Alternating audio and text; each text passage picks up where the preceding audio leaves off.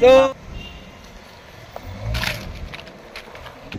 good afternoon mga boss. Happy Thursday everyone. So, it's June 28, 2024 Thursday.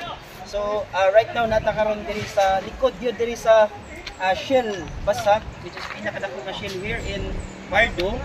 So, atong gibisita ang unit sa ato ang pinakagwapong amigo aka Gerald Anderson. Tara, Gerald!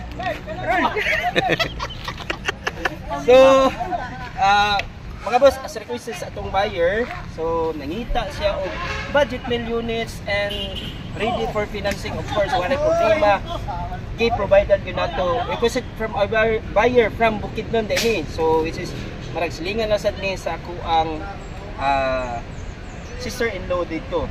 So, this is 2014 Kia Picanto for only 255,000 selling price, and then of course open for financing. So muni atong ang nahatag and muni atong na-provide niya nga super hinog 2014 Kia Picanto EX City Drive and Casa Maintain.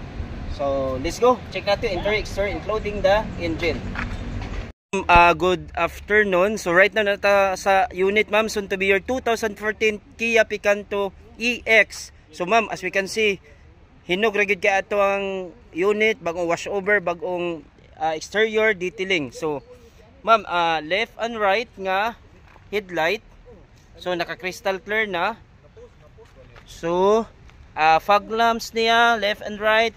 So as we can see sa bumper ma'am, medyo abog lang yun na, minimal, why problema na. But before natin na-release on, kompleto ra gyapon ta exterior interior detailing including the engine. So ma'am, as we can see sa bumper, wala gyud, hinog ra jud kaayo, no scratch, no dents. So proceed ta diri right side. So bag-ong ilis ang ligid. So of course expected ta 100% pa gyud ang iyang life tread. Then side mirror, power mirror na siya. Dayon door lock.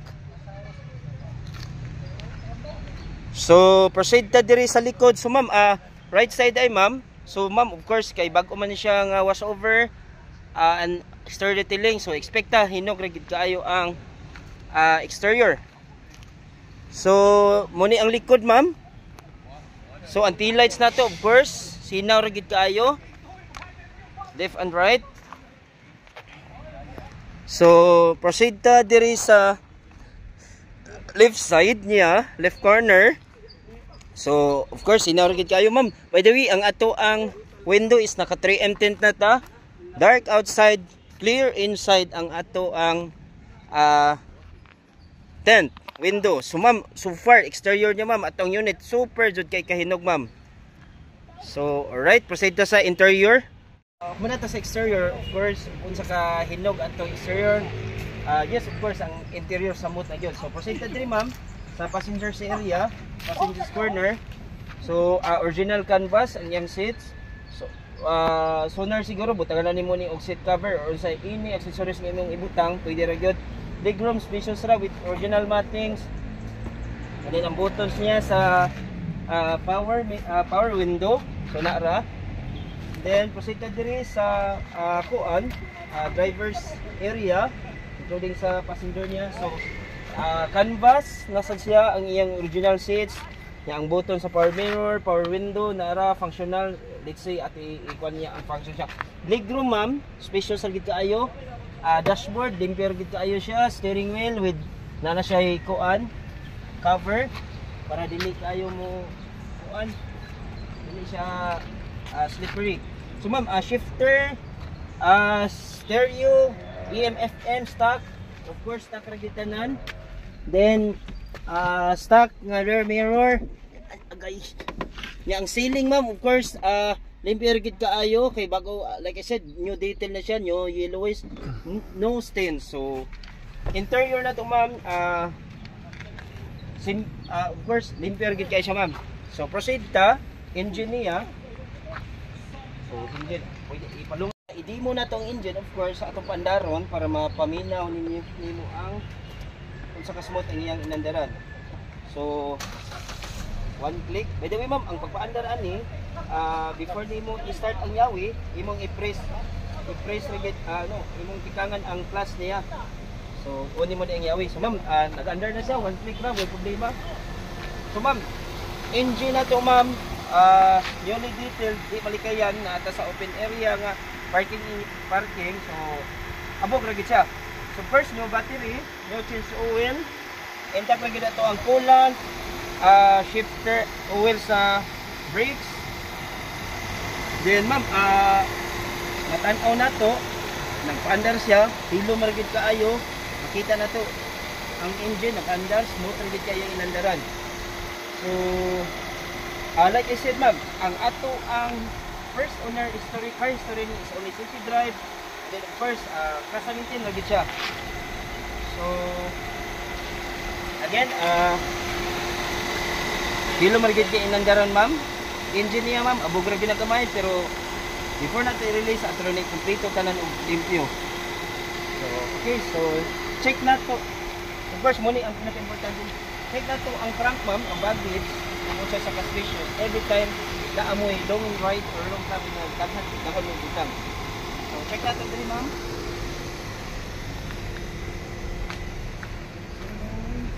So muna ang crank ma'am, press na nimo gamay, na i-button diri lawom diri nga area. Imo ning i-press gamay. So open ra siya. So ma'am, muna atong baggage area. So of course, ubay-ubay na lawom ra pud niya. Check na to ang spare tire, tools, and everything unsay kuan. Previous na may kuan. So ma'am, naay tools diri, spare tire, jack, tire wrench. So kompleto ra tatanan.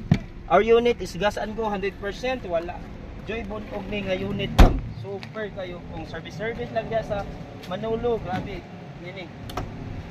Good thing manual.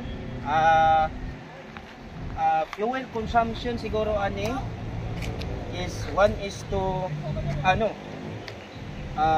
liter is equivalent to 14 or 15 kilometers.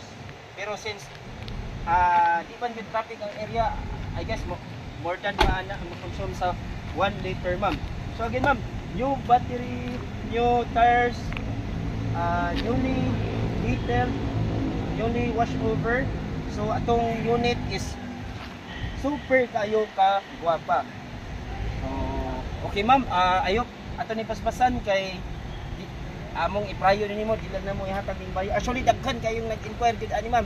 Like karon amo na lang jud gi-hold para pabor or priority diha nimo. So ma'am, thank you, and I hope ato na i-process and reserve na to as soon as possible.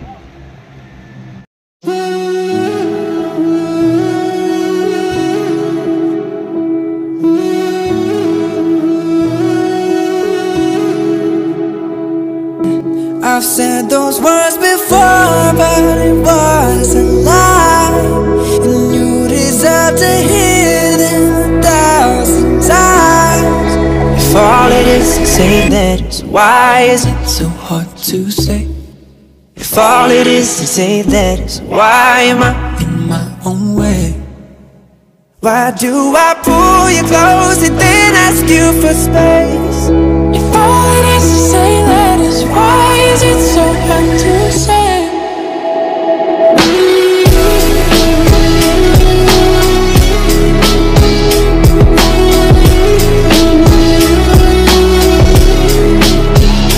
Isn't it amazing how almost every line on our hands align? When your hands are mine, it's like I'm whole again.